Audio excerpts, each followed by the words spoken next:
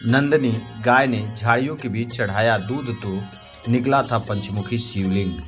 इस राजा से जुड़ा है इसका इतिहास। आइए जानते हैं क्या है पूरी कहानी।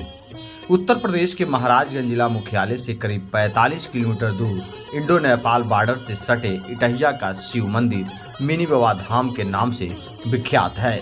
यहाँ दर्शन के लिए नेपाल, बिहार समेत अन्य स्थानों से लोग आते हैं। पंचमुखी शिवलिंग के इतिहास के संबंध में मंदिर के मुख्य पुजारी ध्यानगिरी बताते हैं कि इस पंचमुखी शिवलिंग के प्रादुर्भाव की कहानी निचलौल स्टेट के राजा वृषभसेन से जुड़ी है।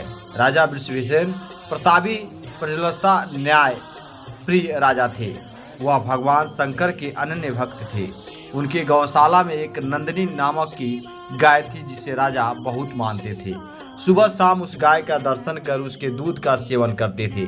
उस समय इटहिया सहित यह समूचा क्षेत्र घने जंगलों से आच्छादित था।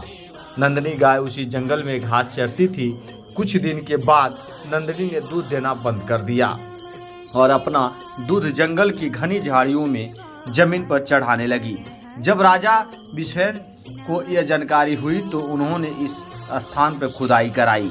वहाँ एक पंचमुखी लिंग मिला जिसे देखकर राजा भाव विह्वल हो गए तथा पंचमुखी शिवलिंग का राजा प्रतिदिन पूजा अर्चना करने लगे, जिससे राजा को पुत्र रतन की प्राप्ति हुई, जिसका नाम रतनसेन पड़ा।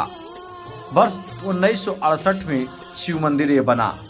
राजा वृषभन के मृत्यु के बाद उनके पुत्र रतनसेन निचलौल के राजा हुए तथा अपने पिता की तरह अपनी पत्नी स्वर्णरेखा के साथ प्रतिदिन पंचमुखी शिवलिंग की पूजा अर्चना किया करते थे।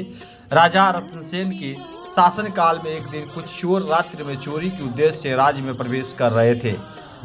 जब वे पंचमुखी शिव मंदिर के सामने पहुंचे तो मंदिर के अंदर से आवाज आई, गांव वालों जागो, चोर चोरी करने गांव में आ रहे हैं। इससे गांव के लोग जग गए और चोर भाग गए। मंदिर से सटे डुमरिया निवासी पंडित अनिरुद्ध तिवारी और मुन्नागिरी बताते हैं कि जिस आम के जड़ से पंचमुखी भगवान शिव का प्रादुर्भाव हुआ है वह अपने आप में एक अनोखा वृक्ष था। बुजुर्गों के अनुसार एक बार एक बंदर उस आम के पेड़ पर चढ़ गया, परंतु बहुत प्रयास के बाद भी नीचे नहीं उतर सका। भूखा प्यासा ही उसकी मृत्यु हो गई। जहां बंदर मरा था वहां हनुमान मंदिर बनाया गया है। आम का वृक्ष गिर जाने के बाद पंचमुखी शिवलिंग पर गड़ौड़ा निवासी स्वर्गीय चंद्रशेखर मिश्र ने 1968 और 70 में मंदिर का निर्माण कराया है।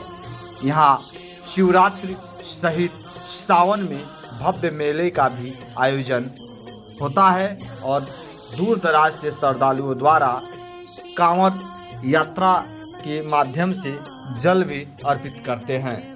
ऐसा सबसे तेज सबसे आगे भारत 18 न्यूज के साथ आप सभी जुड़ने के लिए भारत 18 न्यूज को सब्सक्राइब करना ना भूलें।